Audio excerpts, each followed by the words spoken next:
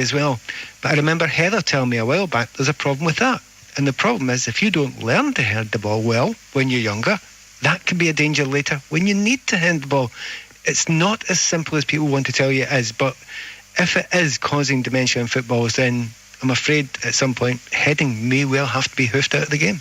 Well, I think that you're right that maybe before drastic measure that you see about changing the rules, and maybe it is starting, like we talked about, with changing the rules with youth, and I think that will shape the game, certainly, but probably in a good way, because the ball is kept on the ground a little bit more, and then when you get into sort of adult play, heading is not as prevalent part of the game as you know, Pat. Back in your day, the ball was anyway. The ball was floating around in the air quite a bit. Correct. And bodies were flying and heads were knocking. So I think that we're on a good path in terms of like the way that our game is being played now. I think just naturally and organically, people are probably heading the ball a little bit less.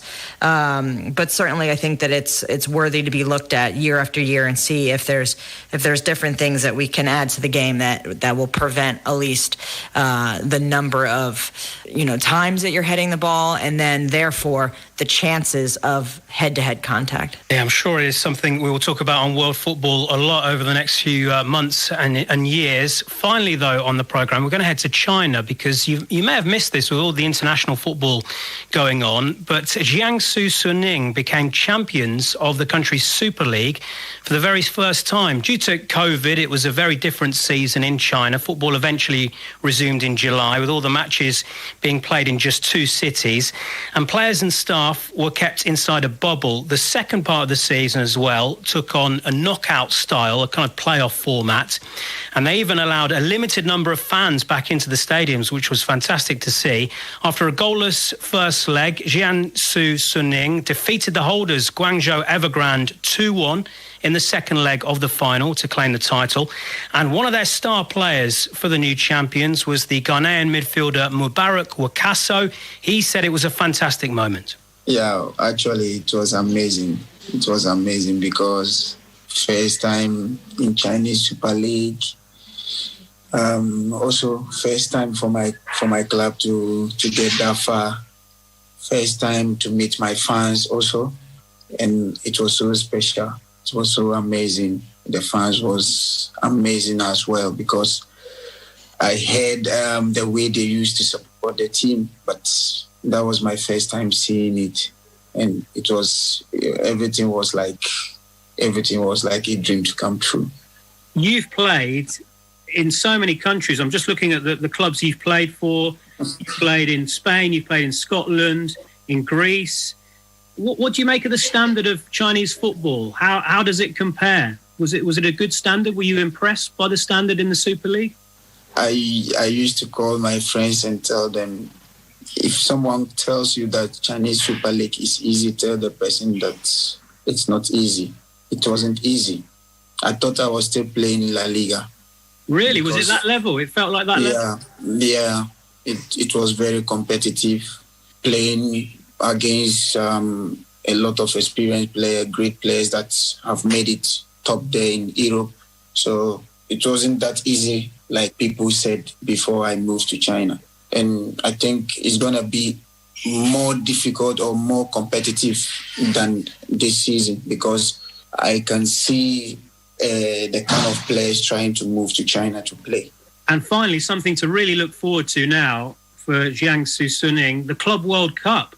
You've qualified for the first ever big Club World Cup, if it takes place. How big will that be? How special will that be for the club's fans and for the players and for yourself as well? Yeah, actually, it's really a special thing for me, because this is my first time winning a league title. This is my first time holding a trophy, and it was a gold, like the World Cup. So it was amazing feelings. And besides that, the fans and the club, it's like a history to me, history to the club, history to the fans. So everything looks special in this moment. Mubarak Wakaso there, Ghana midfielder and a title winner in the Chinese Super League as well. Comparing the standard there to La Liga as well, which I haven't heard before. Heather and Pat, we want to talk playoffs before we go because, Heather, they're nothing new, are they, for the leagues in the USA? But I think in Europe and in Africa, we kind of struggle to get our heads around it, how a season can end with a playoff. And Rafael Benitez wasn't happy as well in China. The Dalian pro coach, he wasn't happy at all. He said it was strange that league standings count for very little when you move on to the playoff stage. Any sympathy for him? Yeah, I think it's just whatever you're used to. Clearly a lot of the leagues in Europe value a consistency throughout an entire season. But here in the U.S., it's about kind of gaining momentum as the season goes, maybe more than consistency, and being your absolute best towards the end of the season when it's crunch time. So it's just a different outlook, but I certainly do have sympathy for somebody that's not used to that approach.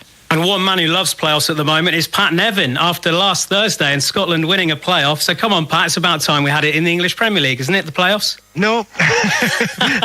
and the reason I agree. The reason being, I've done it before. I've been in playoffs in the Premier League or the top level of English football, and that might surprise you slightly. It's gone back a little bit. But they had playoffs to get relegated 1 year. Actually, it was 2 years in a row. So I managed to be involved in 4 different playoffs over my career. 3 to go up to the Premier League, 1 to go down. Lost all of them. So you ain't selling them to me, mate. No chance whatsoever. I hated them. By the way, they're so exciting. They are brilliant. They are amazing for that. But when you lose, they are the most horrible games in football to lose. Even worse than cup finals, trust me. I'm so glad that Scotland won then, Pat, so the playoffs are back in your good books. That is all we've got time for today. Manny Jasmine returns next week. But for now, from me, John Bennett, from Heather O'Reilly and from Pat Nevin, it's goodbye. Goodbye. Goodbye. World Football is a BBC Sport production for the BBC World Service. This is the BBC World Service, where a new series begins soon. A climate study endorsed by 11,000 scientists warns there'll be How do we deal with the challenge of climate change? Each week, we'll talk to our journalists on the ground and hear how the crisis is unfolding before their eyes. And we'll be bringing together leading experts to hear how we might make a better future. Join Neil Rozelle and Greer Jackson for The Climate Question, Monday at 2 and 9 GMT. And at 3:50 GMT, it's Witness History. With me, Josephine Casserly. Today I'm telling the story of Our Bodies, Ourselves. It's a groundbreaking book which has provided vital information on women's health and sexuality since the 1970s. I'm speaking to one of its authors, Joan Dizian. Outlook is next. This is the BBC World Service, the world's radio station.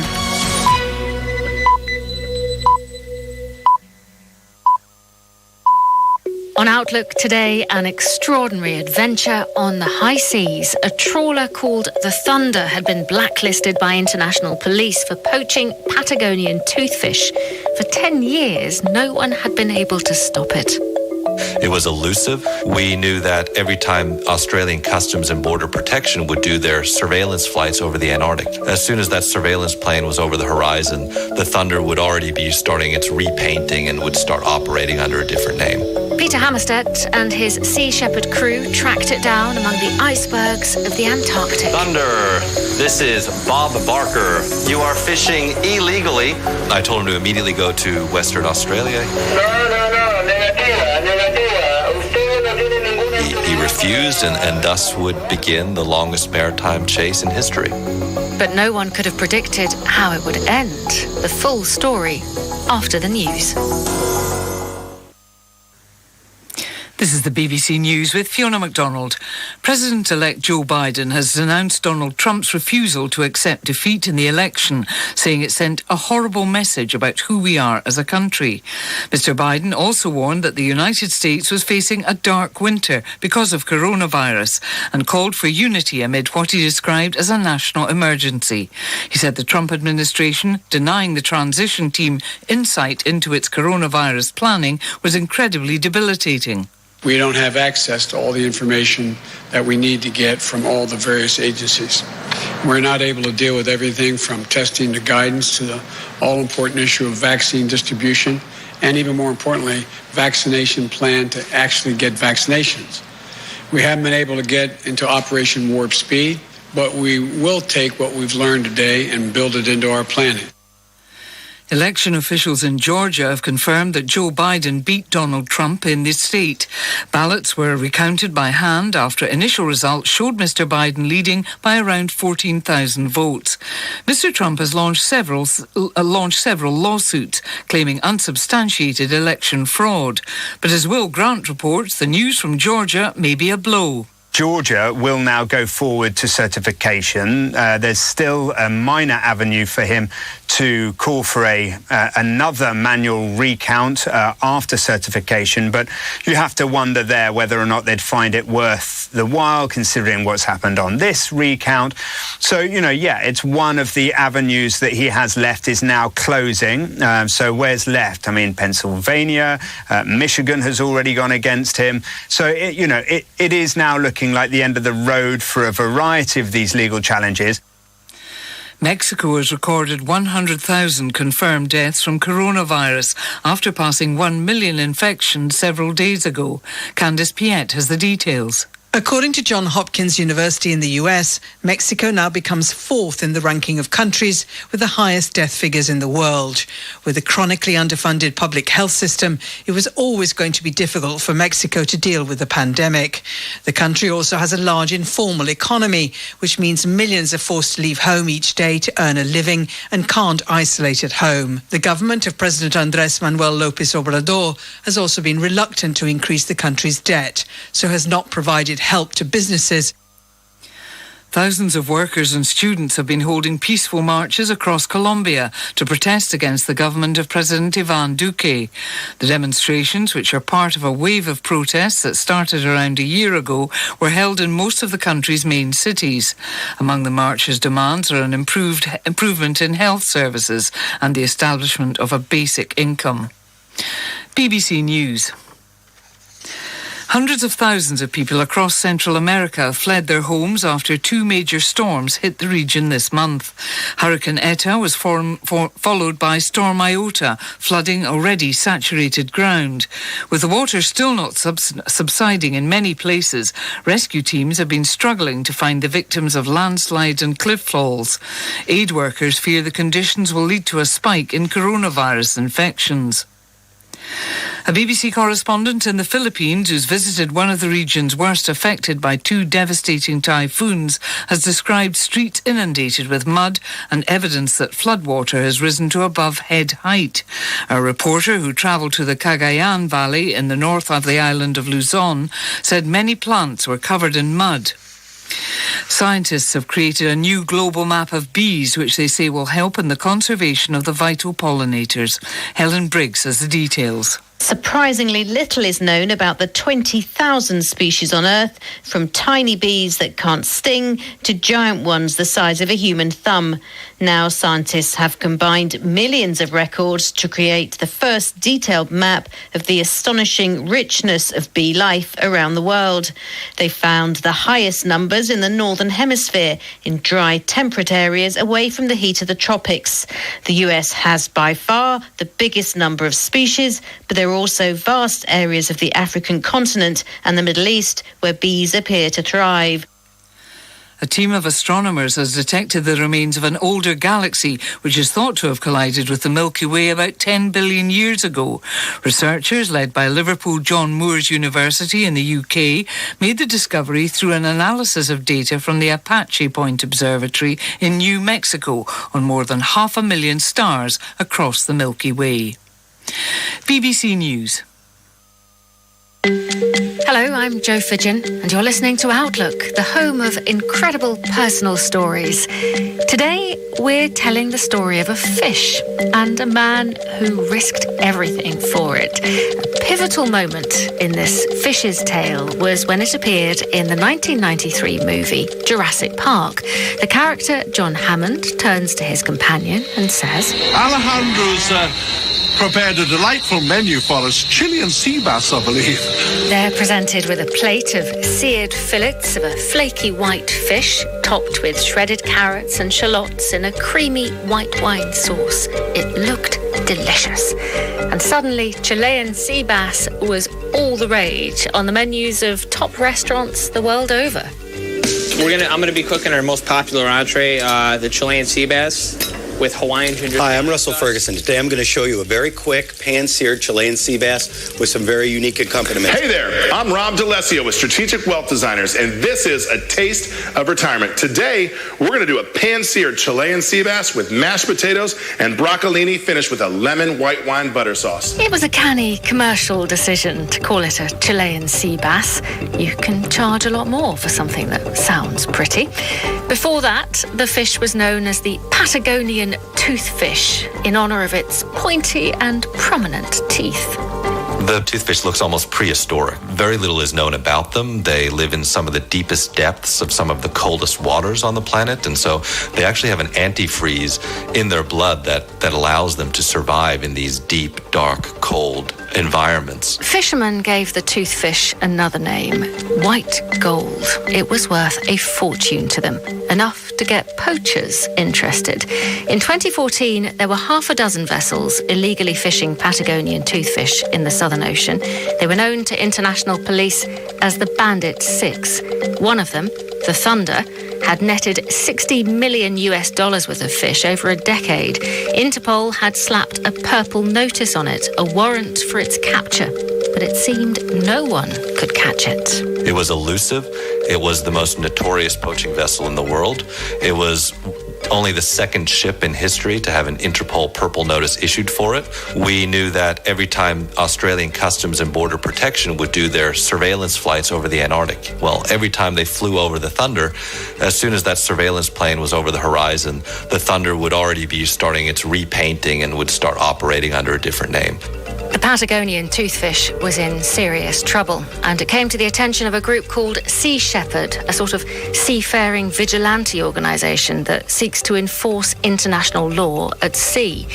In December 2014, it decided the Thunder had to be stopped, and a young Swedish man called Peter Hammerstedt was put in charge of a very risky mission.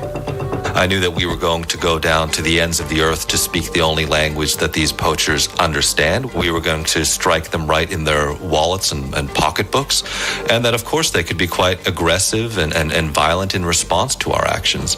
But I also knew that if we didn't take on this role, then the Thunder would be poaching fish without any kind of hindrance at all. I knew that here we had a ship ready with a crew of 30 that was prepared to go all the way in seeing this vessel finally brought to justice. And there began an extraordinary nautical chase across 2 seas and 3 oceans, with the crew recording throughout. Clamber on board. This is Outlook, chasing the Thunder. The organisation Sea Shepherd operates in a legally grey area. They do things like obstruct or ram whaling ships and cut the nets of illegal fishing vessels, leading to complaints and occasionally court action against them. Its members say they act to protect sea life when national governments can't or won't. Sea Shepherd draws its mandate from the United Nations World Charter for Nature, which does say that when governments fail to uphold the law, then private organizations are invited to step in. What's important for Sea Shepherd is that we're a non-violent organization. We've never caused an injury, certainly not a death in our entire 43-year history. And we've never had a felony conviction against the organization either. You fly a pirate flag. What we decided to do many years ago was to adopt the kind of modified version of the Jolly Roger. And the reason for that is when the British Admiralty tried to shut down piracy in the Caribbean, they couldn't do it. And so they actually had to hire pirates to take on the job. And sometimes you need a good pirate to shut down a bad pirate. Peter's crew was made up of volunteers. A second ship set out with them to help and to go looking for other illegal fishing vessels, and Peter took the helm of an old whaling vessel, the Bob Barker. The first challenge, a rather large one, was to locate the Thunder.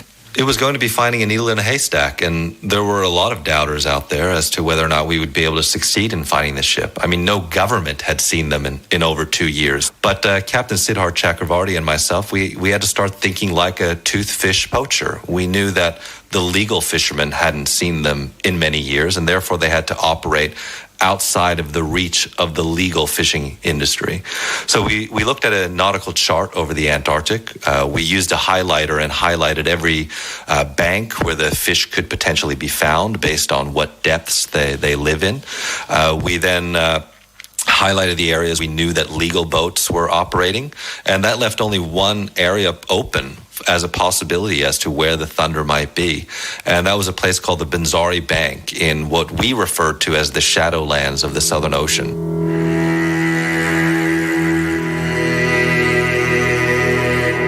Literally the most remote area of water in the world. It's 2 weeks sailing from South Africa, 2 weeks sailing from Western Australia. It's basically too far from land for it to be economically viable for the legal operators to go there. And that's where we suspected we'd find them. An area full of icebergs. An area full of icebergs, an area full of incredibly bad weather. We've got low pressure systems that go through the Southern Ocean like runaway freight trains, and with no land to break up these low pressure systems, storms can build and build and build. This is a dangerous place, and because it's 2 weeks sailing from the nearest port, you're 2 weeks away from rescue.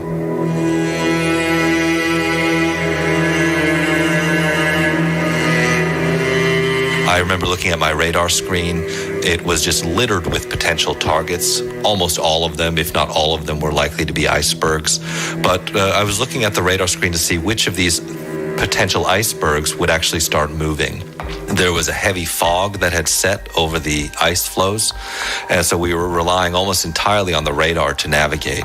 And after 2 days of searching through this ice field, I finally saw one of the targets on radar start moving at a speed that's much faster than what the rate of drift could be for one of these icebergs. About 9 miles. It looks like about 11 o'clock. See if you can see anything over that way. I knew that we'd found a vessel. I just didn't know whether or not it would be the Thunder. What did you do? I quickened the pace of the ship. I put one of my crew up the mast where they could have a better look. They just slowed down. Just turning around every direction. So they're just running, huh? Yeah. It's definitely a fishing boat. Stand by once we've got a visual ID on it, we'll go to action stations. As we're searching and waiting for the fog to lift, I pass a number of fishing buoys on the starboard side, and I know, okay, this is a fishing vessel. Now we don't know, is this a legal boat or is this an illegal boat? And then, just as I'm having these thoughts, I see the shape of the Thunder emerge out of the fog. Yeah, that's the Thunder. Yeah, we got the Thunder. I have a binder full of essentially mug shots of fishing boats where I have all 6 of the pirate ships that we know are operating down in the Southern Ocean. I have images of them from every angle, images of all their different paint schemes every time they've been discovered by governments. And I open right to the page of the Thunder, and I see that they actually haven't repainted since they were photographed last. And there's no doubt in my mind that the vessel we finally found is the most elusive of these 6 ships. How did you feel?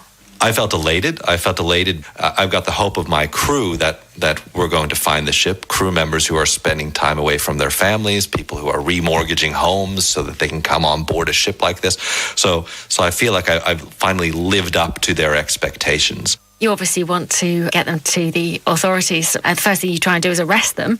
How did that go? Well, essentially what we wanted to do was almost like a citizen's arrest, but at sea between 2 vessels. I radioed the Thunder and I told them, Thunder, this is Bob Barker. Bob Barker, you are fishing illegally. The captain of the Thunder replied in Spanish. He said, sorry, I don't speak English, only speak Spanish. That's very lucky because we speak Spanish as well.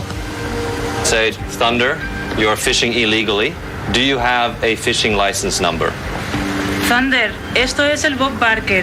Están pescando ilegalmente. I told him to immediately go to Western Australia.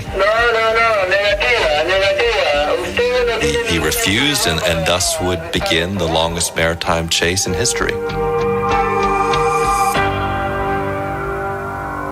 The first thing the Thunder did was actually change course immediately for the heavy ice floes that surround the Antarctic continent. So I knew from the beginning that we were going into the ice. This was going to be tough because when you're going through ice, when you're navigating through ice, you have to always be keeping that speed ahead. But if you stop, then the ice starts closing in around you. What the challenge for us was going to be is that we didn't really have control as to whether we would go or stop. We had to follow the Thunder wherever they went. So how long did you chase the Thunder through ice for then? After 24 hours of following the Thunder through these ice floes, and could see open water on the horizon, and finally we broke free after 24 hours of listening to ice scraping down the side of the hull. And the first tactic of the Thunder captain to lose us in the ice had ultimately failed.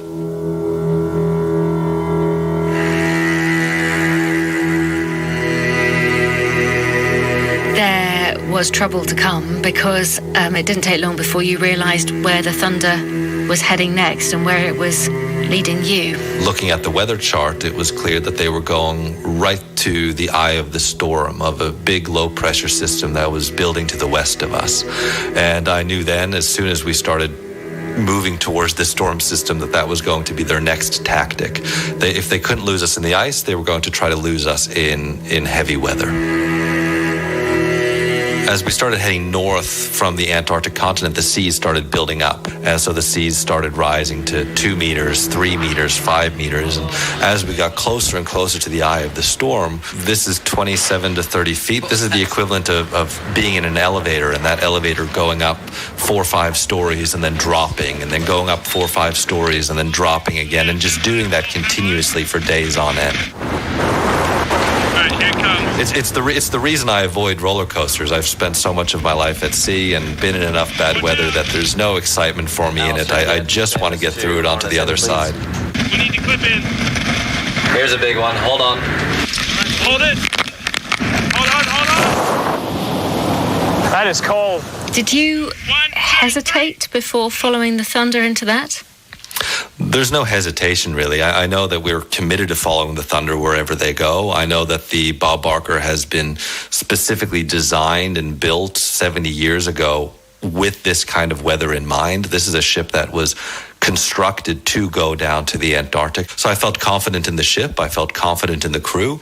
And I knew that we just had to hang on for the ride. Yep, you're happy with everything secure? Yeah, we're happy. Okay, get back inside. How many days did you spend in that storm? We spent about 4 or 5 days in the storm, and finally, as we broke on through to the other side, the swell started calming. We started hearing and seeing seabirds again, and we're now about 500 miles southeast of South Africa. Now, in the altogether more pleasant waters of the Indian Ocean, the Thunder tried a different tactic to shake off Peter and his crew. The new strategy in calmer waters seemed to be to test us out psychologically, to try to wait us out. So the Thunder shut down their engine and just started drifting. And this was definitely the most difficult part of the pursuit because we had no idea how long this drift could potentially last. How long could you wait it out for? If the Thunder drifted indefinitely, then we could theoretically be out at sea for 800 days. More than 2 years. And did you have enough food and water on board for this? We had the fuel to potentially drift for over 2 years. I went down to the galley to speak to my chief cook, and I asked her if we had enough food to stay out at sea for over 2 years. And I'll always remember what she told me. She said, we have enough rice and we have enough beans to survive at sea for over 2 years. Survive being the key word there. How did you all pass the time? We passed the time by speculating. Speculation was definitely the favorite pastime on board the ship, which was guessing how this would end and when it would end, and played a lot of board games, did a lot of training and drills, and just read a lot of books and passed the time in the same way that I think seafarers have passed time at sea for centuries, one day at a time. The Thunder crew would probably spend a lot of their time drinking. I'm guessing so, because at 2, 3 in the morning, the captain of the Thunder would often radio the Bob Barker and say terrible, terrible things, and in enough Spanish that I could understand that he was speaking about my mother. What would you say to the captain when he drunkenly insulted your mother? I would just be polite and just say, thank you very much for radioing us. Have a good watch. I was happy that he was radioing and that he was saying these things, because I knew that we were getting to him. As you can tell, Peter's conviction runs deep. He'd been committed to defending sea creatures for more than half his life. When I was 14 years old, I saw a picture of a dead minke whale being pulled up the slipway of an 8,000-ton floating abattoir down in the Southern Ocean. And the image of that just shocked me to the core. I just couldn't believe that whaling was still happening in our day and time. I couldn't believe that, and I wanted to do something about it. What was your first trip then with Sea Shepherd to save marine wildlife? My first action ever with Sea Shepherd involved coming across an illegal fishing long line and pulling that long line out of the sea. And I remember standing on the bow of the ship that I was on at the time and pulling up miles and miles of this line. And I remember at the beginning of this action feeling almost a little bit disappointed, like how can what we're doing make a difference? Here's just 8 miles out of the incredible amount of line that was put out that night around the world. And yet as I was pulling these hooks off and I was holding them in my hand and they were gleaming underneath the moonlight, I remember thinking that, okay, well, this particular hook is not going to kill a sea creature tonight. And while maybe I can't save the entire world, I can certainly save the entire world for an individual animal that we're saving. And I've tried to keep that perspective all throughout my time with Sea Shepherd. By the time of the Thunder chase, Peter was 30 years old and still idealistic enough to be able to face the prospect of up to 2 years drifting at sea to protect the Patagonian toothfish from illegal trawlers. We drifted with the Thunder for about a month, and then on the 50th day of the pursuit, the Thunder decided to test us by trying to resume fishing. We got their fishing lights on. Yeah, that stern trawl door is definitely open. Thunder, this is Bob Barker. You are fishing illegally. Shut down your illegal fishing activities immediately, or we will have to intervene. If they do try to fish, then they've got to go through us to do it. They were putting out deep sea gill nets, and so these gill nets sit on the ocean bottom, and the first thing they put out is a buoy with a long lead line that can be maybe as much as 1,000 meters long before you actually get to the net. And so I knew that if we could just come up alongside them, hook the buoy as they're putting the buoy out, pull it onto our ship, cut the buoy from the rest of the line, then they wouldn't be able to deploy the net, and they would have a limited number of buoys on board, and we could just keep doing that day in, day out until they ran out. And so that's ultimately what we did. Next time we saw them ready to deploy a net, I moved the Bob Barker in behind them, came up alongside the buoy, hooked it with some grappling hooks, severed it from the line, and that thwarted their efforts to put out the net. Enraged, the captain of the Thunder turned his ship and headed straight for the Bob Barker. Where are they at now? Dead ahead. Dead ahead? Dead ahead. Dead ahead, yeah. 30 meters from our bow. Yeah, we see. Copy that. Thank you, buoy. Keep calling. Thunder. Tell them to hurry up because the Thunder's coming at us. Sounds great. Peter says, hurry up, the Thunder's turned back towards us, over. They're going to come in pretty aggressively now. Yeah. Well, we're stopped in the water now, right? We're pulling up the fishing gear, and that leaves us vulnerable. The Thunder does a complete turnaround and is now heading straight for us, and that's when they say they're going to get their gear back, either the easy way or the hard way. Towards us now? They're coming around, sure. They're making a hard turn, eh? Let's go through. stand by for possible impact. That's going to be close. As we were pulling up the net, they crossed our bow at a distance of about 2-3 meters. Close enough that I could have jumped from the Bob Barker onto the Thunder. Nice, Peter. That must have been a meter. I could have jumped that. At the time, I knew I had to start making way. And so I quickened the pace of the Bob Barker. I turned away from them, and I thought, okay, well, if they haven't been burning fuel for the past 30 days, well, finally they're moving. And if I can get them to burn a bit of fuel, then we're getting closer to the end of this chase. And so I pick up speed, and I choose a speed that's just a little bit faster than the Thunder, just to give them that bit of hope that maybe they can catch us. And for about 2 hours, for the first time in 50 days, we're the ones being chased. Finally, after about 2.5 months of being with the Thunder, they start heading up past the west coast of South Africa. They start heading up past Namibia, Congo, and then they're in the middle of the Gulf of Guinea. And we're suspecting now that maybe they're going to be heading into port somewhere and calling it quits. Today is our 100th day with the Thunder. Recently, we received the news that the country of Nigeria has removed the flag from the Thunder, and that will make it near impossible for them to enter any port without detention. Right now, after 100 days, I feel somewhat exhausted, but also invigorated. We've covered 3 oceans now. We've got our eyes on our targets, and we're not going to let them go. The thinking is that maybe they're very low on fuel now, and we've given them no other option but to retreat. Maybe they are going to go into a port where they have sympathetic people on the ground. Maybe they have political contacts in some of these countries that have promised them refuge or sanctuary. We do suspect that it's going to end at some point. But the ending, when it came, wasn't what anyone had expected. After the news, we'll rejoin Peter and the crew of the Bob Barker as events take a shocking turn.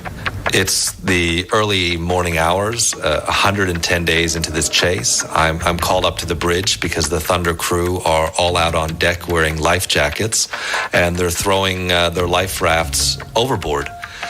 They're starting to abandon ship. There's been no distress call put out, so I radio the Thunder crew and I ask if everything's okay. And as if he forgot the important step of putting out a mayday, he said, "Oh yes, that's right. Yes, we're sinking. At the moment, we are sinking." This is the BBC World Service. 100 women. I am Beatriz de la Pava, and I'll be bringing you a soundtrack of the fight for equality. You don't own me. It got picked up as an anthem for women, which makes me very proud. Equal rights to have a job, to have respect, to not be viewed as a piece of meat. I was looking for a song which really expressed this very positive sense of self.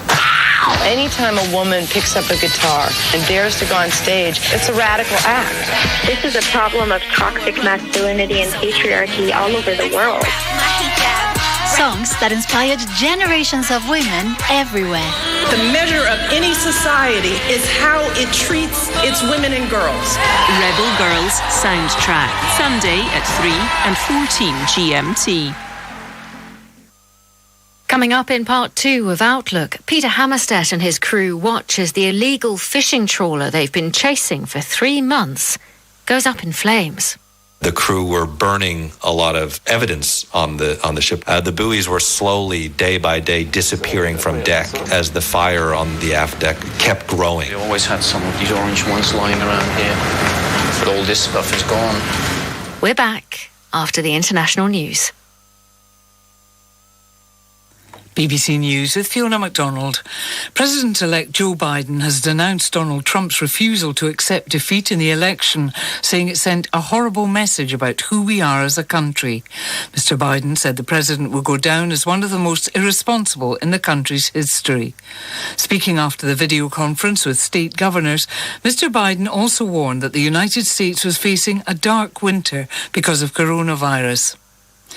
Election officials in Georgia have confirmed that Joe Biden beat Donald Trump in the state. Ballots were recounted by hand after initial results showed Mr. Biden leading by around 14,000 votes. Mr. Trump has launched several lawsuits alleging unsubstantiated election fraud. Mexico has recorded 100,000 confirmed deaths from coronavirus after passing 1 million infections several days ago. It becomes the fourth country to cross this milestone after the United States, India and Brazil. Oxfam and Save the Children are among more than 180 charities and humanitarian organisations who've signed a joint letter urging Britain's Prime Minister Boris Johnson not to cut the country's foreign aid budget. They say Britain should not reduce aid as 100 million people are being pushed into extreme poverty by the coronavirus pandemic. The Senate in Mexico has approved legislation that's expected to pave the way for the creation of one of the world's largest legal marijuana markets. If given the green light by the lower house, in addition to allowing the use of cannabis for recreational use, marijuana will also be allowed to be deployed for scientific, medical and industrial purposes. And scientists have created a new global map of bees, which they say will help in the conservation of the pollinators. Researchers found bees gather in their highest numbers in the northern hemisphere in dry, temperate areas. BBC News. Hello again, I'm Jo Fidgen. Welcome back to Outlook and the high drama of a nautical chase. The ship being chased was the Thunder, a notorious poaching vessel that was making millions of dollars from fishing Patagonian toothfish in the Southern Ocean. The toothfish is a delicacy that appears on the menus of top restaurants as the more appetizingly named Chilean sea bass. International police had been hunting for 6 blacklisted ships known as the Bandit 6, the Thunder chief among them. In pursuit was the Bob Barker, owned by a non-profit called Sea Shepherd that takes direct action against illegal fishing. It had set sail at the end of 2014 with a young captain, Peter Hammerstedt, in charge. He's Swedish, but now lives in the United States. And it's clear from everything he says that saving marine wildlife is his passion. He pursued the Thunder through icebergs and 30-foot waves. A companion ship had been able to confiscate fishing gear from the Thunder and was taking it to the police as evidence. The poachers were very unhappy and doing everything they could to throw off the Bob Barker. On day 110, there was a dramatic development. Peter and his crew saw smoke billowing from the Thunder's deck. It's really black, whatever's burning now. I feel like I can see someone moving every now and again on that hauling deck area. All the nets that they still had lined up on the starboard aft as well. The crew were burning a lot of evidence on the ship. What we could see is the buoys, similar to the buoys that we saw on the day that we found them. The buoys were slowly, day by day, disappearing from deck as the fire on the aft deck kept growing. So we suspected that they were burning equipment that would float. Because what we have to remember is that the Sam Simon, our sister ship, has just delivered 72 kilometers of their fishing gear to Interpol in Mauritius. And so if we can tie that equipment with the equipment on the Thunder, then we can definitively prove that they were fishing illegally. The fire burned for 2 days while Peter and the crew of the Bob Barker looked on in dismay. All the evidence they'd been hoping to gather of illegal fishing was going up in smoke. And then... That's the distress call. Thunder, Bob Barker, 16, cambio. It's the early morning hours, 110 days into this chase. I'm called up to the bridge because the Thunder crew are all out on deck wearing life jackets, and they're throwing their life rafts overboard. There's at least a dozen people on the aft deck, all wearing orange. They're starting to abandon ship. There's been no distress call put out, so I radio the Thunder crew and I ask if everything's okay. Thunder, Bob Barker, 16, cambio. He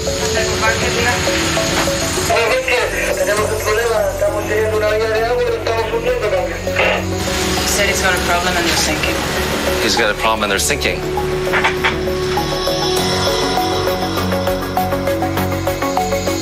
And then hours and hours pass. We can see the vessel start listing to starboard. So the stability of the vessel is changing. But I don't know whether it's taking on water or whether they're just transferring ballast from one side of the ship to the other to give the vessel the appearance of sinking. What we do know is that 35 out of the 40 crew of the Thunder are in life rafts, but 5 of the crew, including the engineers and the captain, are still on board. And it's becoming readily apparent to me that they are sinking their own ship. Hey, Sid, we've got about 35 of the crew in life rafts. Do not take the crew on board until you have support on site. The Nigerian Shipping Directorate has replied to the report that I sent out, saying it is very likely a ploy by the Thunder to stop you from chasing her, and that the people that you bring on board could be armed, hostile, and dangerous.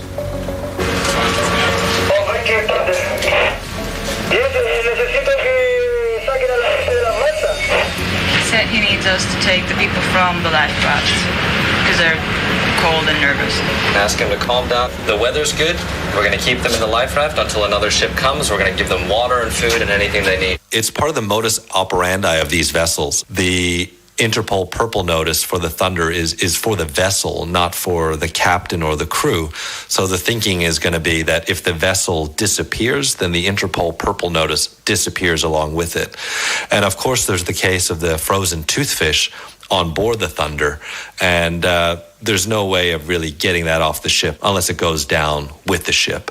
And of course, there's all kinds of other electronic data on board the vessels, from mobile phones to computer hard drives to navigational computers that investigators can use to later determine that they were in fact fishing illegally. Right, so all this electronic equipment on board and the frozen fish supplies, you're saying this is basically evidence that they've been illegally fishing? It's the equivalent of drug dealers setting fire to their meth house. They want everything to go up in flames and all the evidence to be destroyed along with it. And they want this chase to go from turning into basically an enforcement action to turning into a search and rescue, where the crew are rescued, brought ashore, and they can fly home where they're out of reach of law enforcement. Looks like everybody's up now. You've got the crew in the water on life rafts, and you have therefore an obligation to take them on board.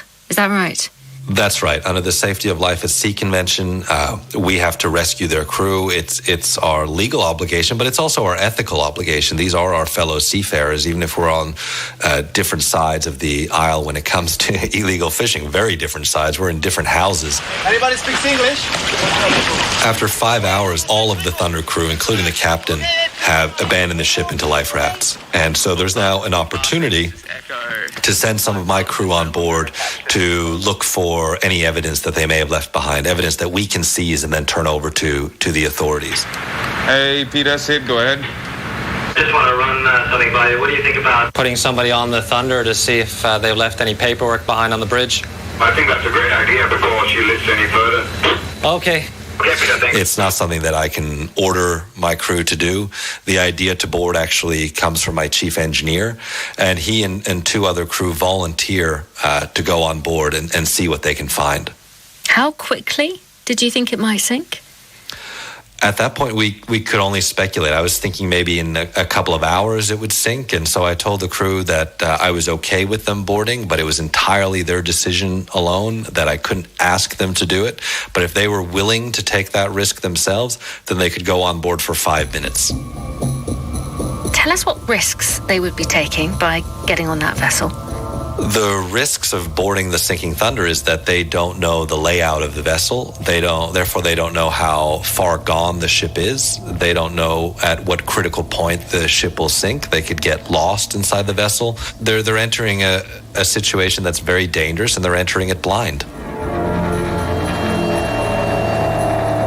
As my crew board the Thunder, they immediately go to the bridge. They confiscate nautical charts, mobile phones, computer hard drives. Irwin, Bob Barker, get off that ship. Over. Is there any way we can get to the engine room and try to stop this from sinking? They then work their way through the ship in a very logical manner. Clean the place out. one of the first things they notice is that all the doors and all the hatches have been either latched open or tied open. And that's counterintuitive to what you would want to do to maintain your buoyancy in the case of your ship sinking. They've essentially prepped this vessel to sink. They've opened every compartment to make sure that the water would move from one area of the ship to the other, slowly filling the vessel with ocean, compartment by compartment. Are they still on the boat? Yeah, they have been told repeatedly to get off, and they're really drawing it out here.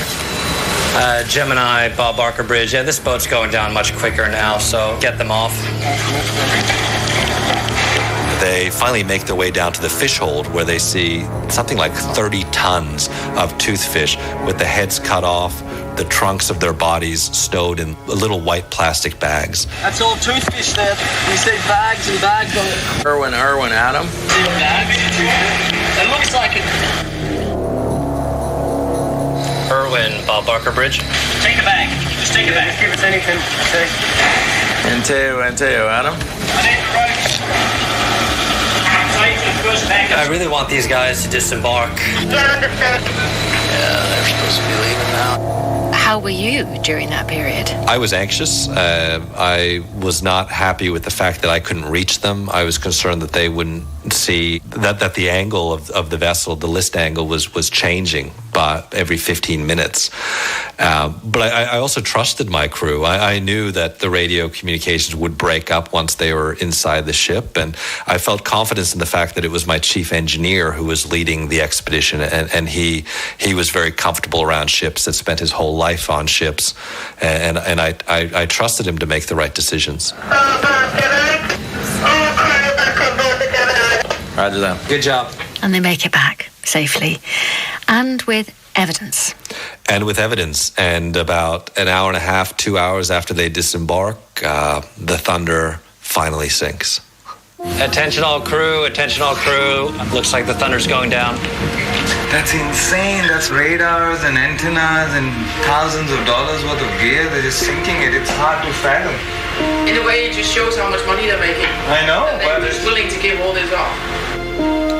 I stood on the helicopter deck of the Bob Barker with several of my crew, people who had watched this vessel for 110 days and fearing that they may be looking at this vessel for another 2 years, seeing the one scenario that we couldn't have imagined. Time is 12:52. 12:52. There's some the stuff Thunder over there is gone. popping up.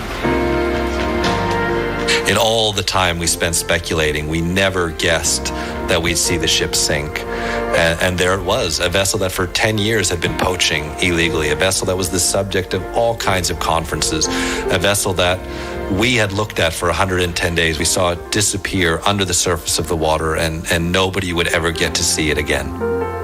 Bob, Sam, Bob, go ahead. How bizarre was it watching the Thunder go down? Unreal. Just unreal. I felt my knees buckle a little bit. I couldn't have foreseen this in a million years. Peter now had only the crew of the Thunder to worry about. They were not armed, fortunately, and he was able to find out who they were, these people he'd been chasing for 3.5 months. The officers were all Spanish-speaking. The captain was Chilean. Some of the officers were Spanish. There was a Peruvian on board. And out of the 40 crew, the 30 fishers on board, the ones who actually do the actual deploying of the net and processing of the catch, they were all from Indonesia. You then contact the nearest port officials who are in Sao Tome and Principe, which is an island nation off the coast of West Africa, and you say to them, "We've got this crew, we're coming in." How did they react? Thankfully, as they arrived in Sao Tome, the Sao Tomean authorities had already been in communication with Interpol, and Interpol, of course, had taken custody of the net in Mauritius and had been following the Thunder chase this entire time. What did happen to most of them? They were arrested and detained. The more junior members of the crew were allowed to go home. Ultimately, it was the captain and 2 of his officers that stayed in jail while the rest of the crew were repatriated home. And they were charged, in fact, with pollution, reckless driving, forgery, and negligence.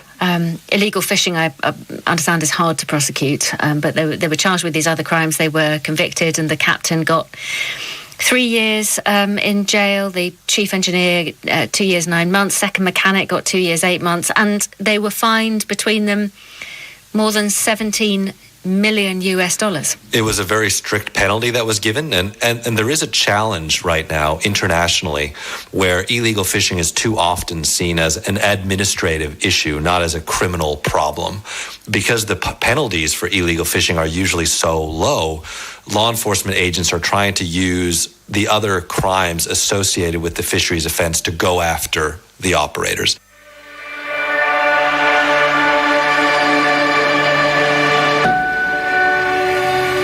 Did you celebrate? During the chase of the Thunder, because it was 110 days of just being surrounded by thousands of different shades of blue and gray in looking in every direction, I wanted to spend my time off the ship going to green areas and going to national forests and national parks. And it wasn't enough for me to just go to the forest and spend some time and relax. I needed to go to the biggest forest and see the biggest trees as a juxtaposition to what I just experienced. So I actually went to the Redwoods National Forest in the United States, and I was actually in Yellowstone National Park, having driven past a herd of bison by Mammoth Springs, where the air just smells like sulfur and there's just a prism of colors, when I got the call that the Thunder and his 2 officers had been convicted and sentenced to prison. So I celebrated this in Yellowstone National Park. That is a lovely story. I love that. Celebrate by seeing green. By seeing green. And again, it wasn't enough to just see green. It had to be the biggest trees. It had to be the widest trees. Maybe it was the American in me, that it had to be big. There is an afterword. Peter believes the story of bringing down the Thunder has brought about real change. By the time the Thunder sank, the chase of the Thunder was on the front page of the New York Times above the fold. And people around the world started asking of their governments, why did it fall upon a non-governmental organization like Sea Shepherd to be doing the job of the world's governments? And that created a big political incentive for these countries to bring the other Bandit 6 to justice. And so after the Thunder sank, we saw 2 vessels arrested in Cabo Verde off the coast of West Africa, 1 vessel arrested in Senegal, 1 in Malaysia, and 1 in Indonesia. And in 18 months, all 6 vessels were brought to justice, and illegal fishing was shut down in the Southern Ocean. Peter Hammerstedt. The onboard recordings that we heard were from the documentary Ocean Warriors Chasing the Thunder, and broadcast courtesy of Brick City TV. Thanks for your company today. Outlook will be back at the weekend with another extraordinary story. Do join us then. But I have something else for your radio diary. A special event on Tuesday next week when the BBC 100 Women list is being announced.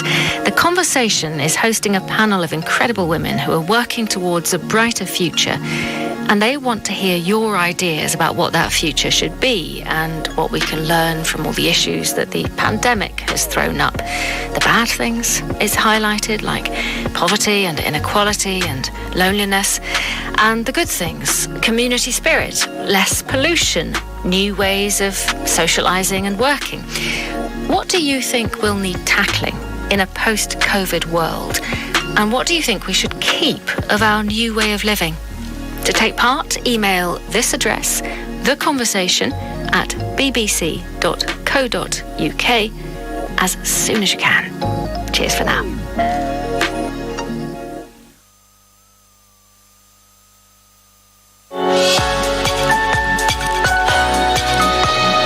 You're listening to the BBC World Service, and now Witness History with me, Josephine Casserly. Today I'm telling the story of Our Bodies, Ourselves.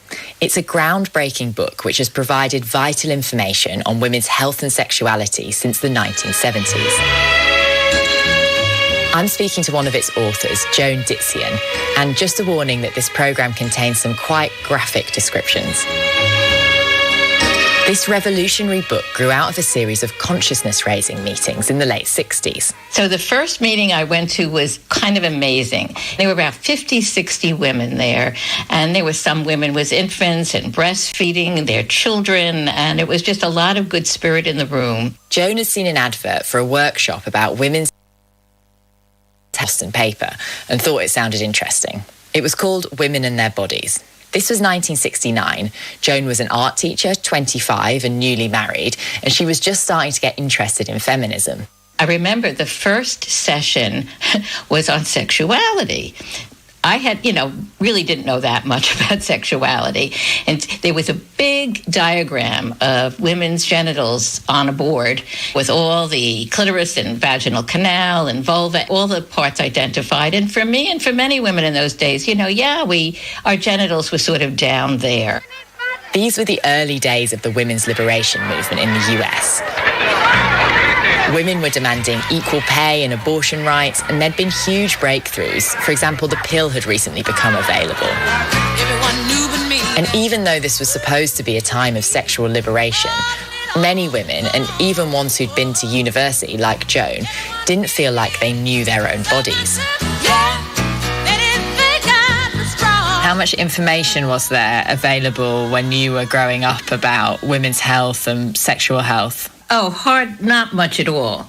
You learned about intercourse but it was very, very, very, very limited. The Women and Their Bodies workshop that Joan attended was very open when it came to talking about sex, right from the start. The talk involved identifying the difference between clitoral orgasms and vaginal orgasms, and some talk of masturbation. So that was quite extraordinary. Did that change your sex life? Oh, sure. I began to own my own sexual response, so we would experiment in different things, my husband and I. Yeah, totally. Joan got more involved and started helping to organise the workshops. In the sessions, women would share their stories about everything from sexual health to childbirth and abortion. And there were women who had had abortions and talked about how risky and how illegal it was to have to find doctors, underground doctors. And one woman had a story about needing to use a hanger and, started bleeding. They also talked about the interactions they had with healthcare, and many of the women felt that they weren't listened to or respected by male doctors. Some doctors were sympathetic to their cause, though, and Joan and the others would meet with them to develop material for the course. And we also began to realize that most of the research about women's reproduction and sexuality was by men describing women's experiences.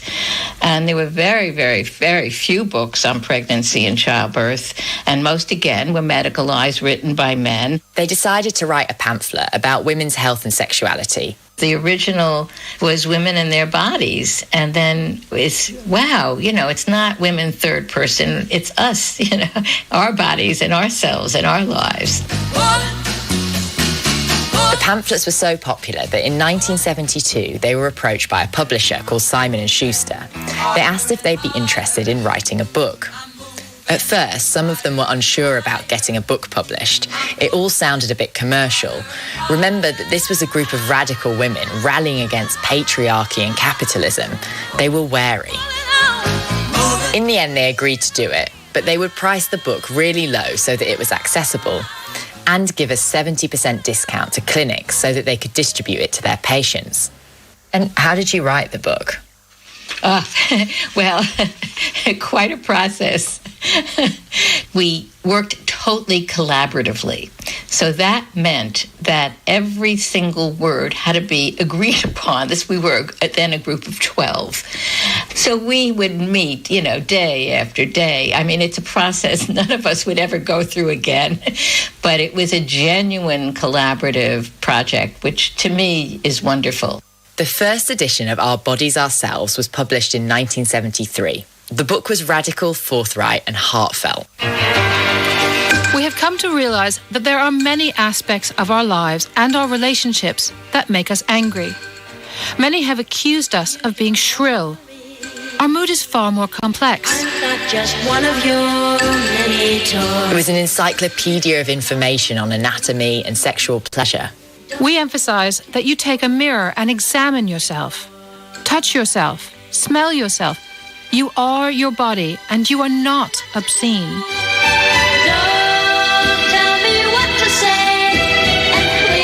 There was a chapter on lesbians called In America They Call Us Dykes.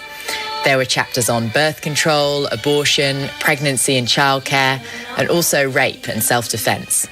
And the book combined practical information with personal stories. You don't own me. Don't tie me down, 'cause I'd never stay. The book became a cultural phenomenon and a bestseller. So it was just received very well. Clinics bought it. It then became actual medical schools. You would use it for training, but mostly it was women. We would get letters from women just saying how the book had helped transform them in some ways. But not everyone loved it. In the late 70s, Jerry Falwell, who was an evangelical preacher, described the book as obscene trash. He called for it to be banned from schools and libraries, and some institutions did ban the book, but Jones says that the overwhelming response that they got was positive. Whenever we went anywhere, people would sometimes raise issues, but it obviously struck a heart and soul core of people throughout the country, and it was always so gratifying. I think that most of the founders were kind of white, college-educated women in America. And do you think that that kind of homogeneity between you influenced what went into the book? Oh, yeah, very much so. We were primarily middle-class white women and not even self-conscious of that at the time, but clearly began to be very aware of that limitation. And, you know, we've become to be as diverse and inclusive as possible. One of the things they did to try and widen the audience of the book was to publish a Spanish version. And that turned out to be the first of many versions. As the book became more popular, women's groups from around the world started to get in touch with them. They were asking to adapt the book for their own contexts. Now the book is in 33 different languages and really, literally all over the world. Our Bodies Ourselves sold over 4 million copies worldwide. It's had 9 editions in the US, and it's evolved to cover issues such as evaluating health information on the internet and aging and gender identity. Could you ever have expected when you went to that first meeting that this would become your life's work, essentially? No. I mean, that's the whole sort of beauty of it, that it organically developed. And I know I personally and everyone involved have grown up with the book. It keeps growing and changing, and feel grateful that it's become such a vital force throughout all of our lives. And we had absolutely no idea. Absolutely none.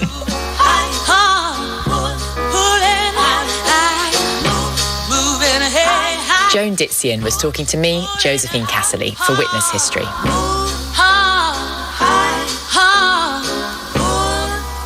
Well, this is the BBC World Service. How did one woman take mushroom farming and use it to educate and empower thousands of people from around the world? When I was 7, I became the head of my household and would go foraging in the woods for mushrooms to feed my family. Now I travel around the world teaching others to grow mushrooms and change their lives. The Mushroom Women, the story of Chido Guevara. Tuesday at 9 GMT. You're listening to the BBC World Service. Our technology reporter Zoe Kleiman told us more. I asked our Washington correspondent Chris Buckler what was in this article. Well, our Europe regional editor Mike Sanders is here in the studio. Let's speak to our China media analyst Kerry Allen from BBC Monitoring. On air, online and on smartphone. This is the BBC World Service, the world's radio station.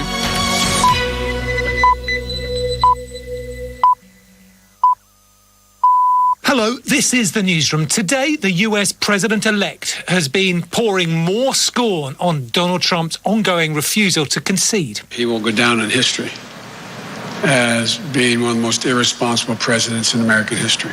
Meanwhile, the nation's coronavirus upward curve continues. 200,000 new cases in a single day. So what can be done? We're not talking about shutting down the country. We're talking about intensifying the simple public health measures, mask wearing, avoiding congregate settings. Also today at 4 hours GMT with me, Nick Miles. A state of calamity has been called on the Philippines island of Luzon after 2 typhoons hit.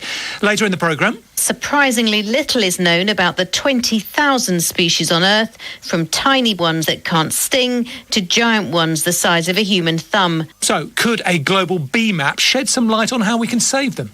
That's all coming up on the newsroom. This is the BBC News with Fiona MacDonald. President-elect Joe Biden has denounced Donald Trump's refusal to accept defeat in the election, saying it sent a horrible message about who we are as a country. Mr. Biden said the president will go down as one of the most irresponsible in the country's history. Mr. Biden also warned that the United States was facing a national emergency because of coronavirus. The country is still in a crisis, and there's a dark winter still ahead. Yesterday, America reached another tragic milestone, and there are empty chairs and dining room tables were filled just days and weeks ago with loved ones, family, friends who laughed and talked together. Election officials in Georgia have confirmed that Joe Biden beat Donald Trump in the state. Ballots were recounted by hand after initial results showed Mr. Biden leading by around 14,000 votes. Mr. Trump has launched several lawsuits claiming unsubstantiated election fraud. Here's Peter Bowes. According to Georgia's Secretary of State, the recount confirmed that the original machine count accurately portrayed the winner of the election. Joe Biden is the first Democratic presidential candidate to carry the state since Bill Clinton in 1992. But Donald Trump's campaign has challenged the result, claiming in a statement that Georgia simply recounted illegal ballots that had been included in the original total. The claim of election fraud is not supported by any evidence. Officials say Mr. Trump can still request a recount in Georgia after the results are certified because the margin of victory is less than 0.5%. Mexico has recorded 100,000 confirmed deaths from coronavirus after passing 1 million infections several days ago. It becomes the 4th country to cross this milestone after the United States, India and Brazil. Mexico has a chronically underfunded public hospital system and a large informal economy in which millions are forced to leave home each day to earn a living. The government's also avoided taking out debt to help businesses. Oxfam and Save the Children are among more than 180 charities and humanitarian organisations who've signed a joint letter urging Britain's Prime Minister Boris Johnson not to cut the country's foreign aid budget. James Landale reports. The government's not denying reports it might spend 0.5% of national income on aid this year instead of the legally binding target of 0.7%. In a joint letter, the organisations urge Mr Johnson not to cut aid just as 100 million people are being pushed into extreme poverty by the pandemic. They say now is not the time for the Prime Minister to renege on his promises and balance the nation's books on the backs of the world's most marginalised people. World News on the BBC. The President of the European Commission, Ursula von der Leyen, has said that the EU could approve 2 coronavirus vaccines being tested by Pfizer and BioNTech and by Moderna before the end of next month. Mrs von der Leyen said the European Medicines Agency could give conditional marketing authorisation as early as the second half of December. A BBC correspondent in the Philippines who's visited one of the regions worst affected by 2 devastating typhoons says that floodwater has risen to above head height. Howard Johnson travelled to the north of the island of Luzon. I saw parts of this Cagayan Valley resembling a sea of mud. It was everywhere. It covered agricultural fields. I saw a cornfield that had been completely devastated. There was water on the surface and not a single crop in sight that could be taken to market. I also visited a town where you could see the mud had made its way into people's homes. It wrecked a marketplace where there was nothing left. It was just overturned all the stalls along this marketplace. And I spoke to some of the stall owners. They said that their houses have been destroyed, that their livelihoods are now completely devastated. The Senate in Mexico has approved legislation that's expected to pave the way for the creation of one of the world's largest legal marijuana markets. If given the green light by the lower house, in addition to allowing the recreational use of cannabis, marijuana will also be allowed to be deployed for scientific, medical and industrial purposes. A team of astronomers has detected the remains of an older galaxy which is thought to have collided with the Milky Way about 10 billion years ago.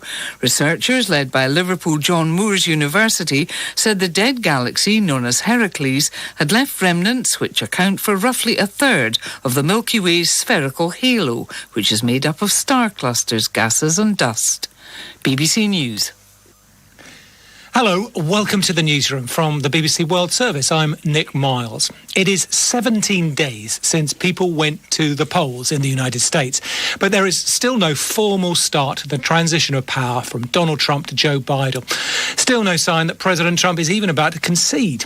Quite the contrary, in fact. His campaign team has been on the offensive yet again, making further unsubstantiated claims of fraud. Here's his personal lawyer, Rudy Giuliani, at a news conference. I know crimes. I can smell them. You don't have to smell this one. I can prove it to you 18 different ways. I can prove to you that he won Pennsylvania by 300,000 votes. I can prove to you that he won Michigan by probably 50,000 votes. Well, President-elect Joe Biden has been condemning Donald Trump's refusal to accept defeat, saying it sent a horrible message about who we are as a country. What the president's doing now is going to be another incident where he will go down in history as being one of the most irresponsible presidents in American history. It's just out of the, not even within the norm at all. There's questions whether it's even legal. Well, Will Grant is our correspondent in Washington. He's been telling me about developments in the state of Georgia.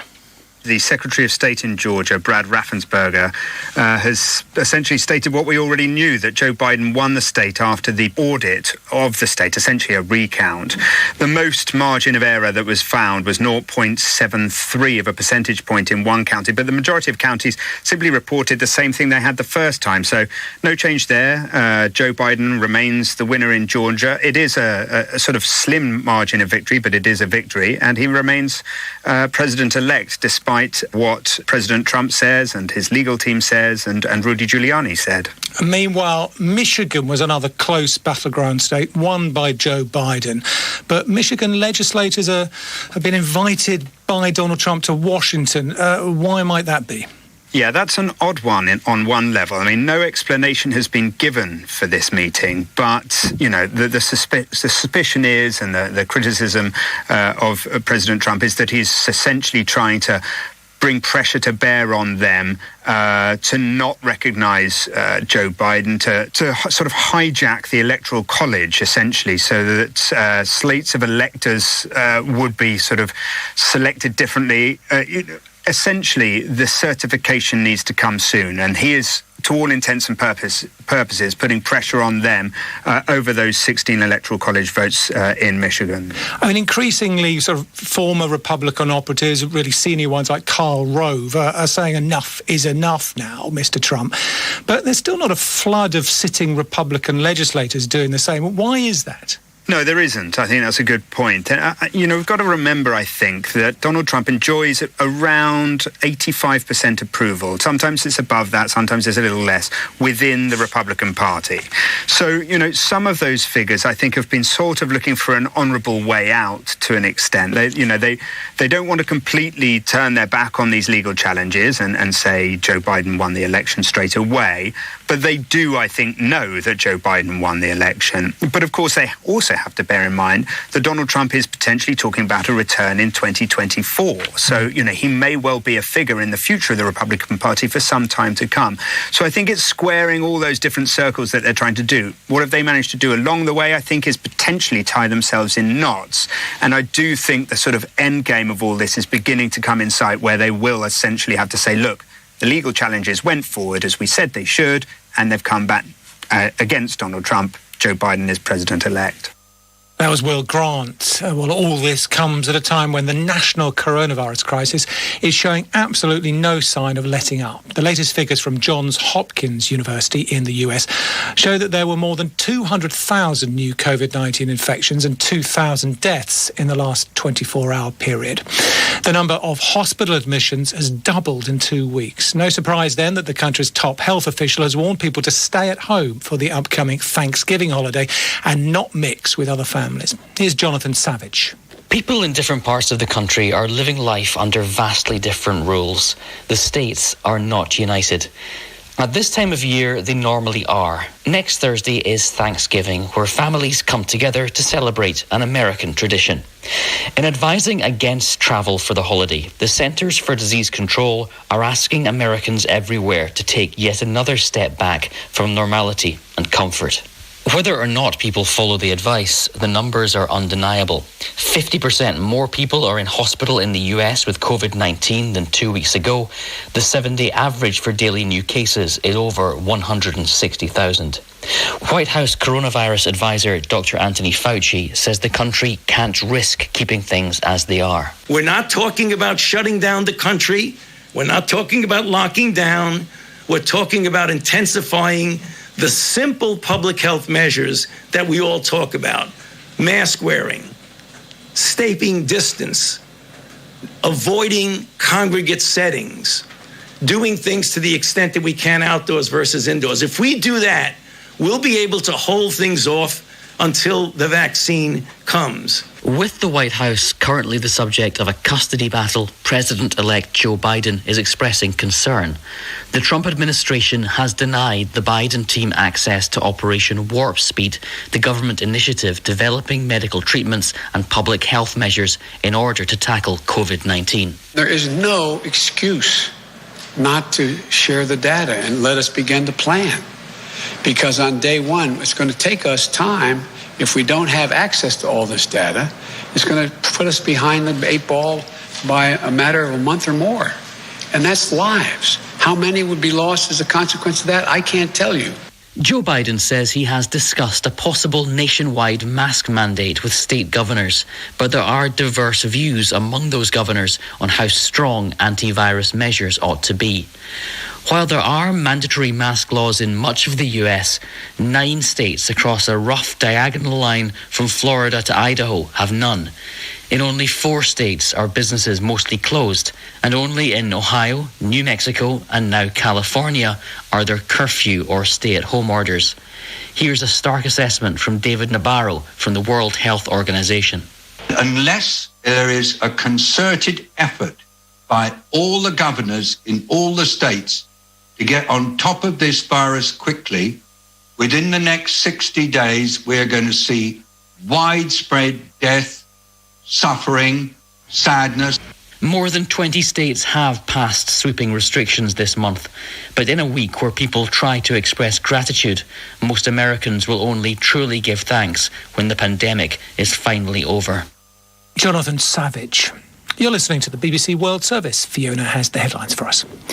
The US President-elect Joe Biden has called Donald Trump's refusal to accept the election result totally irresponsible.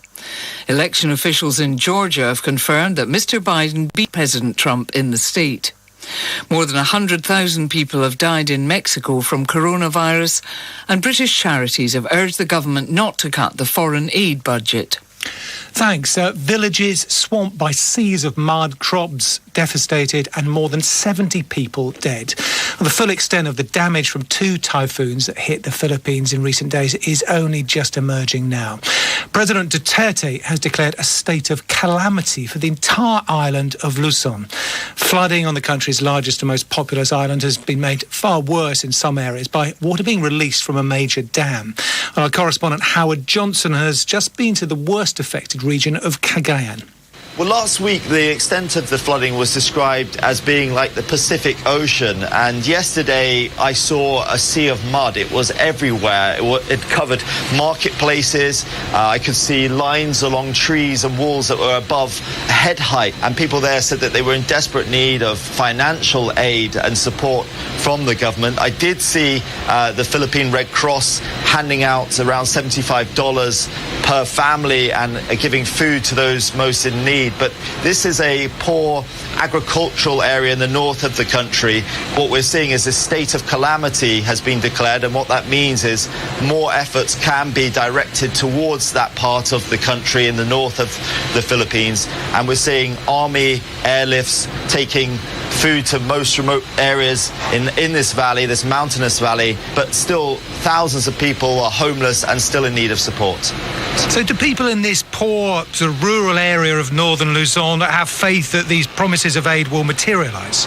Well, this is a country without an endless supply of money. We've seen it hit badly by the COVID-19 pandemic, and lots of the calamity funds have been exhausted by that. So although a state of calamity has been declared, many doubt that there will be enough money to go around. But what happens here in the Philippines, and has always happened, is this sense of the bayanihan spirit. That's what they call it. It's a coming together during a time of calamity.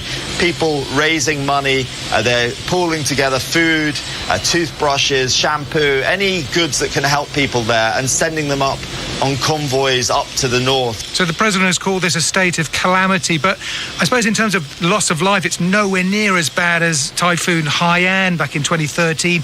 6,500 people were killed in that typhoon. Is the comparatively sort of small number of lives lost down to better preparation now, or what's your assessment? I don't think that they were prepared for this storm. There was this accumulation of water in the dam that many people say should have been released earlier. This area had been hit by 2 typhoons before this latest one, Vamco. And although the cost of lives was a lot lower than Haiyan, the economic damage is going to be much higher to the region. We're seeing at the moment the Department of Agriculture saying that all the fields around there that are corn and rice, the damage has come to a total of around more than $250 million at the moment. Many people depend on those crops for their livelihoods. So this is really an economic disaster for the area. That was Howard Johnson.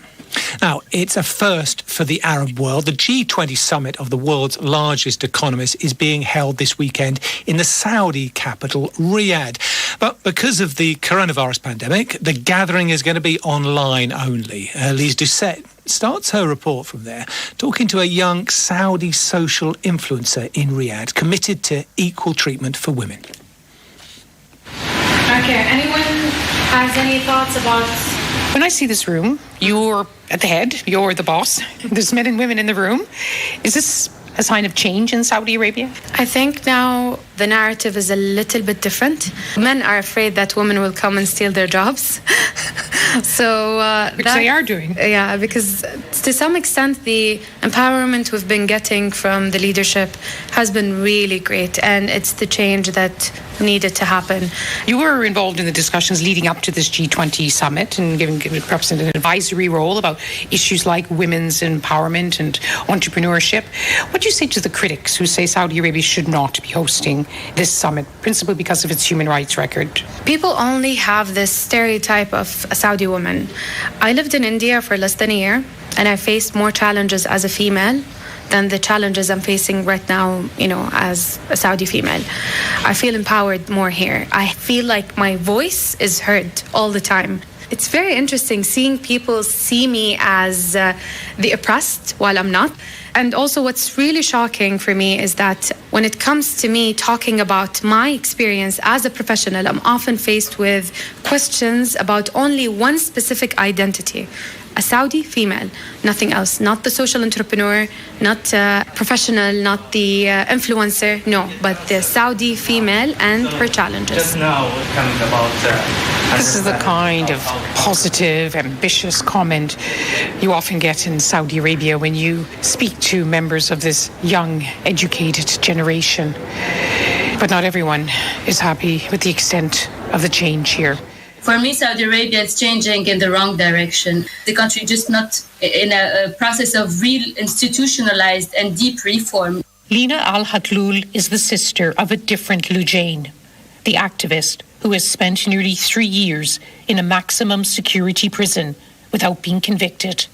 On a video call, I asked Lina What was her message to G20 leaders?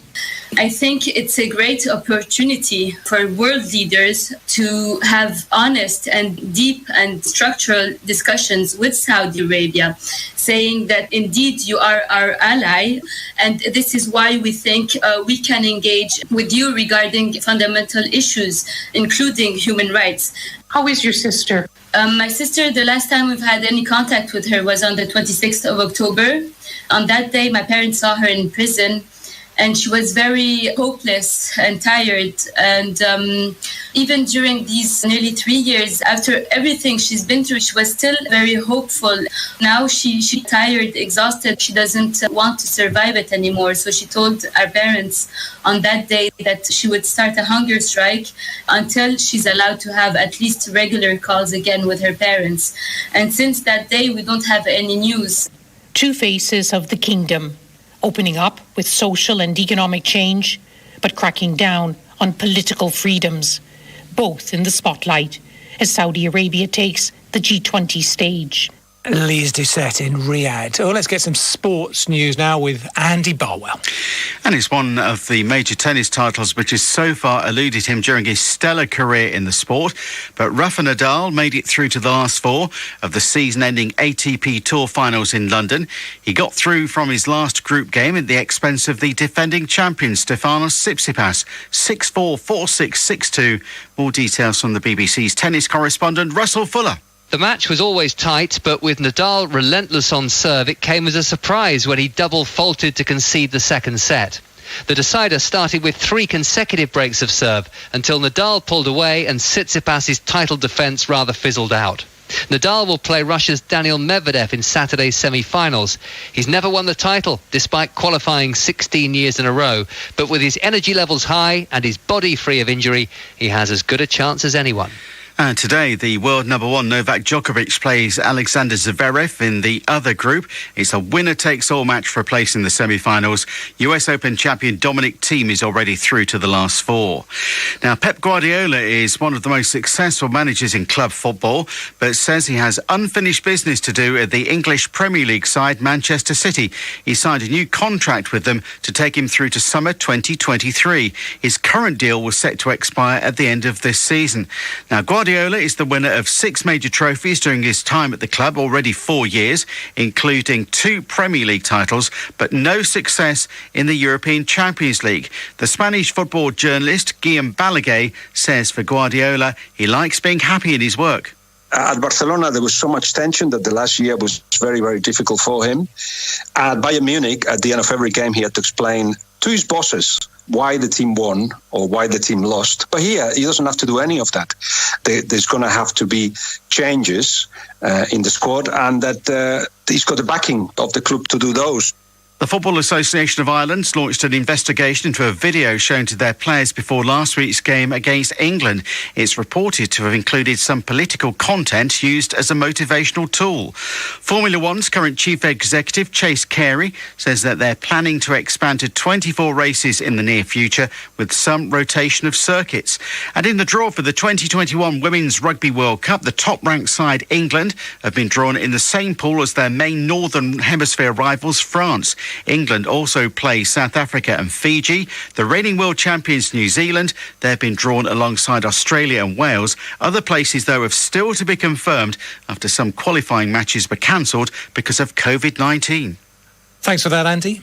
Now, maps normally tell us where we are. Well, a new one showing the global spread of bees is going to tell us where we might be heading if we don't take action. It shows which species are declining and, by extension, what that could mean for the vital pollination role they perform. This report from our science correspondent, Helen Briggs.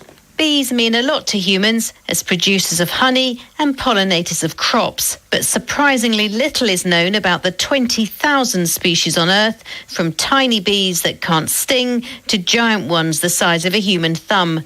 Now scientists have combined millions of records to create the first detailed map of the astonishing richness of bee life around the world. They found the highest numbers in the Northern Hemisphere, in dry, temperate areas away from the heat of the tropics. The US has by far the biggest number of species, but there are also vast areas of the African continent and the Middle East where bees appear to thrive. The researchers say the maps will be a vital conservation tool in the face of threats to bees such as habitat loss and pesticides. The world's insect populations are thought to be plummeting, with calls for more studies to address this alarming decline. Helen Briggs, let's get an update on some of the other stories we've been looking at with Fiona. Hi. Thousands of workers and students have been holding peaceful marches across Colombia to protest against the government of President Ivan Duque. Among the marchers' demands are an improvement in health services and the establishment of a basic income for those without pensions, as well as help for small businesses. Hundreds of thousands of people across Central America have fled their homes after two major storms hit the region this month. Hurricane Eta was followed by Storm Iota, flooding already saturated ground. With the water still not subsiding in many places, rescue teams have been struggling to find the victims of landslides and cliff falls. Aid workers fear the conditions will lead to a spike in coronavirus infections. And the United States has appointed an ambassador to Venezuela for the first time in over a decade. The decision, following a voice vote on Wednesday in the US Senate, comes despite a breakdown in relations between the Trump administration and the regime of President Nicolas Maduro. James Story, the new ambassador, is expected to guide policy on the region during the transition of President-elect Joe Biden.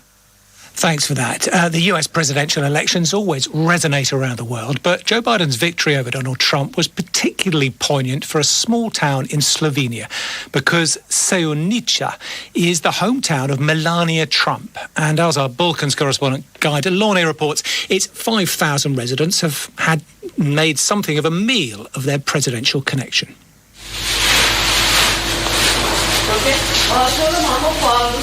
So we've just walked into the Julia patisserie, and here in the display case on the far left, looking very regal in a sort of goldy cream shade, Torta Melania has been a hot seller here for the past 4 years. This was a historical moment that I don't think that we will see again. Nusha Vidmar is the owner of the patisserie and creator of Torta Melania. We have a lot of people from all over the world.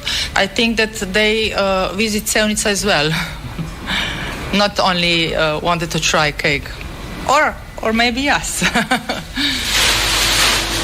The town's mayor, Srečko Odsverk, says that Sjenica has enjoyed tangible and not just edible benefits over the past 4 years. What this fact made easier is that the local businessmen and the local companies that do business globally, it made a positive impact because everybody could pinpoint where Sjenica is. They could put it in a global context, and in certain situations, I guess that also helped with the business. In something of a turn-up, the Trump presidency has brought people from Sjenica together. The authorities and local businesses coordinate on a range of local products called, of course, First Lady. And the town's tourism director, Mojca Pernošek, says that'll continue regardless of the occupants of the White House. We have a lot of First Lady. We have salamo and also good wine. So we will stay on these products and we will do something new.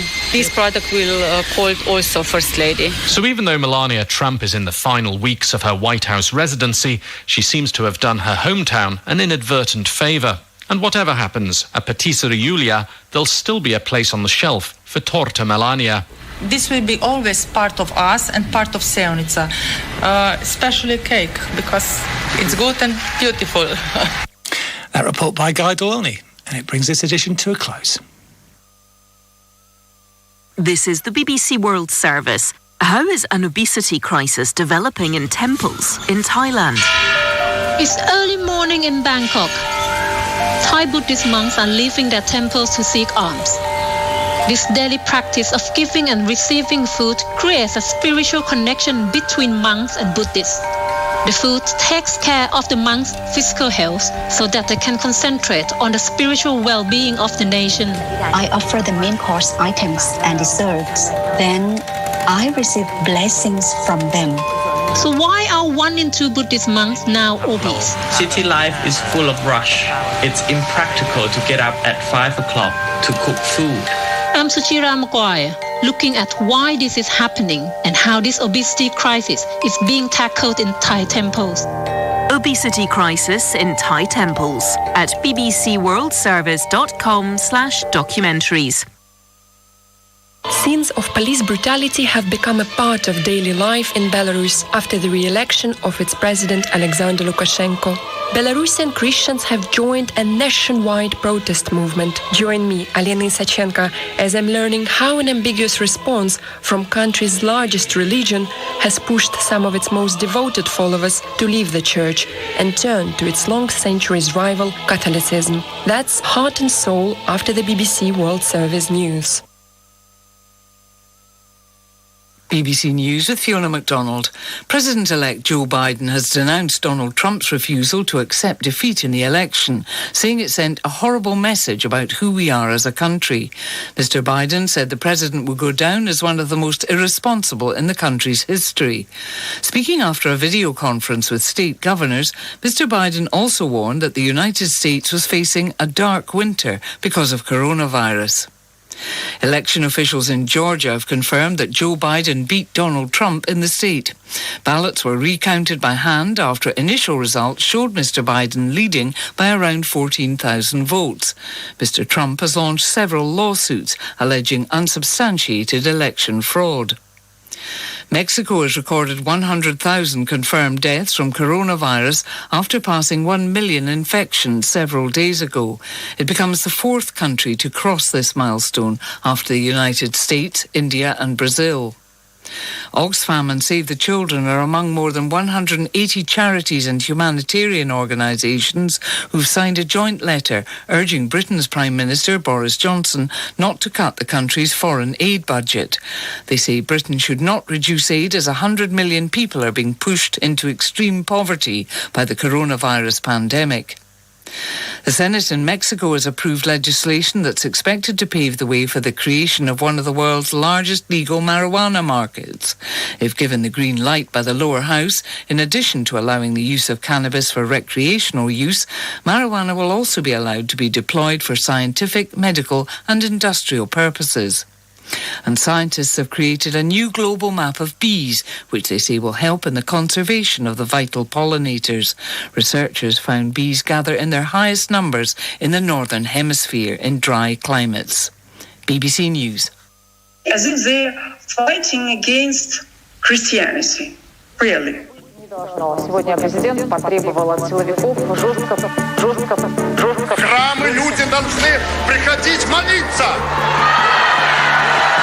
Hundreds of peaceful protesters being brutally arrested and tortured by armed men in balaclavas. This is not the picture you expect to see in a 21st century European country, famous for being peaceful, tidy and orderly. But this horrific scene is a reality of Belarus today. Police across the country have been ruthlessly suppressing protests after disputed re-election of Belarus' 26-year-long president Alexander Lukashenko. No Belarusian who saw the scenes could ever forget them. We understood that it's a war. Christians in this country have historically stayed out of political arguments, but not anymore. They are now a powerful voice in the nationwide movement against Lukashenko's regime and police violence used to protect him. You express your feeling because you just cannot stay silent. I am Alena Isachenko, and Belarus is the country where I was born and grew up. In this episode of Heart and Soul, I am exploring how Belarusian Christians have put themselves on the forefront of the nationwide protest movement, risking their lives and freedoms under Lukashenko's rule. A year ago, I couldn't imagine my life without attending church, going to church, just without services. But now, I can't do without it. And that's a problem. When one thinks of the Belarus protest movement, the song Mahutny Bozha, God Almighty, comes to mind. Let us respect the power and the greatness of our faith in our truth and the future, make our country and our nation free and happy. Written during World War II, it became an unofficial religious anthem for the Belarusians living in exile. Today, Mahutny Bozha has been revived. You could hear it being sung on the streets as well as in churches. This powerful, uplifting song stands as a symbol for a new independent Belarus. It all began on the 9th of August this year, when thousands took the streets in Belarus capital Minsk to protest against the results of the presidential election. The country's disputed leader, Alexander Lukashenko, dubbed as Europe's last dictator, has won his 6th term in a row, making him the longest-serving leader in Europe. No Western democratic nation has recognized his election as legitimate. Situated between Poland and Russia, Belarus gained its independence in 1991 after the collapse of the Soviet Union. Ever since, it has had strong ties with Moscow. Vladimir Putin was one of the first to congratulate Lukashenko on his re-election. Halfway through the night of the election, police started spraying tear gas and shooting unarmed protesters with rubber bullets, turning a peaceful demonstration into a scene of horror. 48-year-old English teacher Svetlana was on the streets of Minsk that evening. What she saw has divided her life into two eras, before the demos and after. I remember very well the 10th of August, when my husband and I, we were just here, not far from our house. There were so many protests, so many people, and the whole night there were just, it was so noisy, and people were just, those brutal guys were shooting everywhere. And we could hear that, and my kids could hear that. It was awful, it was dangerous. We understood that it's a war. Up to then, Orthodox believer Svetlana couldn't spend a week without attending a church service. This is where she had her friends, her community, her life. Her day-to-day choices were based entirely on church teachings. I started to think about just the sense of life, the meaning of life. Okay, as just usual happens with people who are growing older. I was just attending different churches, trying to find something. Belarus Orthodox Church is the largest religious institution in the country. It has more than 4 million worshippers and more than 1,600 clergymen. It's an exarchate or diocese of the main Russian Orthodox Church, which means its policies and practices are defined by Moscow. Technically, Belarus Orthodox Church is independent from the state, but traditionally it has been closely aligned with the authorities.